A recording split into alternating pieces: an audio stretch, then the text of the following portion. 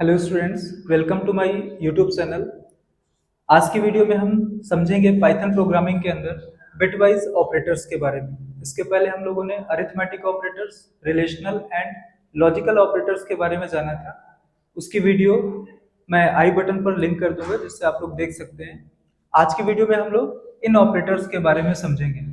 यहाँ पर जो भी बिटवाइज ऑपरेटर्स हैं उन्हें एक क्रम पर रखा गया है, जिसमें से नॉट ऑपरेटर दिया हुआ है, left shift, right shift and jaw and और ऑपरेटर को समझेंगे हम लोग। यहाँ पर एक ट्रुथ टेबल बना रखी है, जिससे हम लोग हेल्प ले सकते हैं कि किस पर्टिकुलर ऑपरेशन पे कौन सी वैल्यू हमें मिलेगी। जो कि हमने यहाँ पर दो इनपुट दिए हुए हैं, ए एंड बी, और इनकी जो बिट्स हैं वो 0011 0101 दी हुई है, और यहाँ पर ऑपरेशन परफॉर्म की हुई है। जैसे यहाँ पर आप देख सकते हैं ए एंड बी जो है उस पर जब हमने ऑपरेशन परफॉर्म की तो 00 पर हमें 0 मिला। इसी तरीके से ये सारे ऑपरेशंस हम लोग देखेंगे एग्जाम्पल के फॉर्म में। जैसे सपोज हमारे पास नंबर दिया हुआ है 5 एंड 2। तो बिटवाइज ऑपरेटर कैसे काम करेगा? यहाँ पर जो नंबर हमने दिए हैं वो डेसिमल के फॉर्म में दिया हुआ है, और बिटवाइज ऑपरेटर्स के लिए हमें सबसे पहले इन नंबर्स को बिट्स में कन्वर्ट करना पड़ेगा, मतलब बाइनरी डिजिट्स पर इन्हें कन्वर्ट करना पड़ेगा। तो यहाँ पर हम सबसे पहले 5 का बाइनरी लिखेंगे, तो 5 का बाइनरी है 1 0 1 एंड 2 का बाइनरी 0 1 0। अब इन पर हम ऑपरेशन परफॉर्म करेंगे, तो एंड ऑपरेशन में 1 और 0, तो 1 0 क्या होगा? 1 0 0, तो यहाँ पर 0 आया, देन 0 1 0 1 0 0, मतलब जो हमें लास्ट बिट मिली वो 0 मिली। यानी कि जब आप इस ऑपरेशन को परफॉर्म करेंगे तो उस टाइम पर हमें जो रिजल्ट मिलेगा वो क्या आएगा? 0 आएगा। इसी तरीके से दूसरी ऑपरेशन परफॉर्म करते हैं। सपोज 5 और 2 पर हमें ऑपरेशन परफॉर्म करनी है, तो उस केस में क्या होगा? 2 का बाइनरी हमने लिखा रखा है, 5 का भी लिखा रखा है। अब अगर हम देखें इस पर ऑपरेशन परफॉर्म करने में, तो 1 0 क्या होगा? 1, देन 1 0 1 1 0 1। अब इस केस में ये जो बाइनरी आया है इसका हमें डेसिमल कन्वर्ट करना पड़ेगा, और इस बाइनरी का जो डेसिमल निकल के आएगा वो होगा 7। मतलब 5 और 2 जब हम परफॉर्म करेंगे तो इसका जो आउटपुट आएगा वो आएगा हमारा 7। सिमिलरली चलेंगे नेक्स्ट एग्जांपल की तरफ। अगला एग्जांपल हम लोग लेते हैं। सपोज 10 जोर 5, 10 जोर 5। तो यहां पर जो 5 है, 5 का बाइनरी क्या होगा हमारे पास? 1 0 1, और 10 का जो बाइनरी होगा वो क्या होगा? 1 0 1 0। इस पर हमें जो ऑपरेशन परफॉर्म करनी है, जॉर। अब जॉर ऑपरेटर में क्या होता है, हमें देखना पड़ता है कि यहाँ पर जो बिट्स दी हुई है वो कैसी है। तो अगर हमें सेम बिट्स मिल रही है, मतलब जैसे कि आप देखो यहाँ पर आप देख सकते हैं, जब हमने जॉर ऑपरेशन परफॉर्म किया है तो ए और बी की जो बिट्स हैं अगर 0 0 है तो उस केस पे हमें आउटपुट 0 मिलेगा, और अगर जो हमारी डिजिट्स हैं वो 1 1 है, यानी कि सेम डिजिट्स अगर मिल रही है तो उस केस में हमें आउटपुट 0 मिलेगा।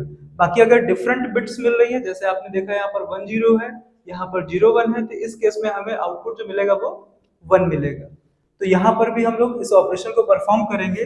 इस केस में आप देख रहे हैं हर जगह पर जो बिट्स हैं वो डिफरेंट मिल रही है, इसका मतलब जो आउटपुट आएगा हमारे पास 1 1 1 1।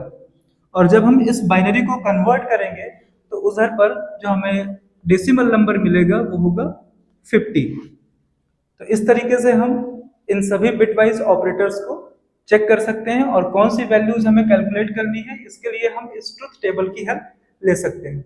चलेंगे नेक्स्ट एग्जांपल की तरफ।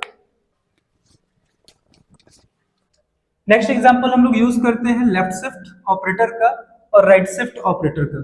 जैसे कि अभी हमारे पास एक एग्जांपल हम लोग लेते हैं 10 लेफ्ट शिफ्ट 2। 10 लेफ्ट शिफ्ट 2 को अगर हम सॉल्व करेंगे तो सबसे पहले हमें 10 जो दिया हुआ है इसका हम बाइनरी नंबर लिखेंगे 1 0 1 0, और ये जो 2 दिया हुआ है इस 2 का मतलब है यहाँ पर हमें कितना टाइम इसको शिफ्ट करना है। मतलब इस नंबर को जो दिया हुआ है 10 इसको 2 टाइम शिफ्ट करना है, यानी कि इधर पर जो दी हुई वैल्यू होती है उसे हम लोग टाइम के रूप में जानते हैं। तो जो भी है, अगर हमें इसको 2 टाइम शिफ्ट करना है, इसका मतलब यहां से हम 2 बिट लेफ्ट साइड शिफ्ट करेंगे, और 2 बिट लेफ्ट साइड शिफ्ट करना है उसका शॉर्टकट तरीका है कि आप इसके लेफ्ट साइड, यानी कि अगर आप लेफ्ट से राइट की तरफ शिफ्ट कर रहे हो तो यहाँ पर आपको 2 जीरो ऐड कर देना है। अब ये जो बाइनरी नंबर बना इसका हम लोग डेसिमल नंबर कन्वर्ट करेंगे। तो बाइनरी टू डेसिमल कन्वर्ट करने का बहुत सिंपल तरीका होता है। आप 1 से स्टार्ट करो, 1 में 2 का मल्टीप्लाई करो 2, then 4, then 8, then 16 and then 32। मतलब हमने 1 से स्टार्ट किया और 2 का मल्टीप्लाई करते हुए हम आगे की तरफ बढ़ गए। अब यहाँ पर हम देखेंगे जिसके ऊपर 1 आ रहा है उसको हम लोग ऐड कर देंगे। तो यहाँ पर क्या है 32 प्लस यहाँ क्या है 8, यानी कि इसका जो आंसर है वो कितना आया 40। तो जब हम 10 को 2 टाइम लेफ्ट शिफ्ट करेंगे तो यहाँ पर हमें जो आउटपुट मिलेगा वो होगा 40। चलेंगे नेक्स्ट एग्जांपल की तरफ जिसमें हम लोग समझेंगे राइट शिफ्ट किस तरीके से करते हैं। नेक्स्ट एग्जांपल है हमारे पास, सपोज 10 राइट शिफ्ट 2। अब अगर हम 10 को राइट शिफ्ट 2 करते हैं तो अगेन 10 का बाइनरी 1 0 1 0 और इसको 2 टाइम राइट शिफ्ट करना है। तो जब राइट शिफ्ट 2 टाइम करेंगे तो अगेन हमें ये देखना होता है कि जो बिट्स दी हुई हैं उसको राइट साइड शिफ्ट करने के लिए जो भी लेफ्ट साइड से डिजिट दी हुई है उनको हम 2 हटा देंगे। मतलब राइट साइड जब शिफ्ट करेंगे तो राइट साइड से ही हमें 2 बिट्स या जितना भी नंबर दिया हुआ है उसके बराबर हम उनको कट कर देंगे। इससे हमें जो नंबर मिला फाइनली मिला 1 0। अब इस बिट्स को जब हम डेसिमल के फॉर्म में कन्वर्ट करेंगे तो हमारा आंसर आ रहा है 2। मतलब जब 10 को राइट शिफ्ट करेंगे 2 टाइम तो यहाँ पर जो फाइनल आंसर बनेगा वो होगा 2। तो इस तरीके से हम लोग बिटवाइज ऑपरेटर्स को यूज कर सकते हैं। आई होप आपको समझ में आया होगा। चलिए स्टूडेंट्स, नेक्स्ट ऑपरेटर अब समझते हैं हम लोग, जो कि है असाइनमेंट ऑपरेटर। असाइनमेंट ऑपरेटर की कंडीशन ये होती है कि यहाँ पर हमारे पास लेफ्ट हैंड साइड कुछ चीजें होंगी और फिर हम असाइनमेंट ऑपरेटर लगाएंगे और राइट हैंड साइड कुछ चीजें होंगी। लेकिन जो लेफ्ट हैंड साइड का जो भी आर्ग्यूमेंट होगा ध्यान रखना है वो हमेशा एक वेरिएबल टाइप होना चाहिए। मतलब जो लेफ्ट हैंड साइड पर जो भी आर्ग्यूमेंट आप रख रहे हैं वो उसका टाइप वेरिएबल होना चाहिए, तभी हम राइट हैंड साइड पर जो भी चीज रखी होगी या जो भी आर्ग्यूमेंट होगा उसे हम लेफ्ट साइड वाले आर्ग्यूमेंट पर असाइन कर सकते हैं। तो ये जो ऑपरेटर हम देख रहे हैं वो असाइनमेंट ऑपरेटर है। लेते हैं एक एग्जांपल। सपोज एक वेरिएबल लिए हमने a, असाइन करते हैं 5। इसी तरीके से अगर हमारे पास कोई एक्सप्रेशन होती है, suppose a assignment 5 plus 2, next b assignment int input enter any number. तो ये कुछ आप एग्जांपल्स देख रहे हैं जहां पर हमने देखा कि किस तरीके से हमारा असाइनमेंट ऑपरेटर प्रॉपरली वर्क करता है। इसी के साथ हम लोग असाइनमेंट ऑपरेटर में कुछ ऑपरेशंस भी परफॉर्म कर सकते हैं। अगर हमारे पास कुछ अरिथमेटिक ऑपरेशंस है और उन्हें हम असाइनमेंट के साथ में लेकर के कुछ परफॉर्म करना चाहते हैं, जैसे कि सपोज हमारे पास a की वैल्यू है 5 और हम चाहते हैं कि 5 किसी दूसरे वेरिएबल पर असाइन हो बट किसी एक पर्टिकुलर ऑपरेशन के थ्रू। जैसे हम चाहते हैं कि b में असाइन हो कोई वैल्यू सपोज 4 है, और अगर हम चाहते हैं कि c या suppose b plus assignment a।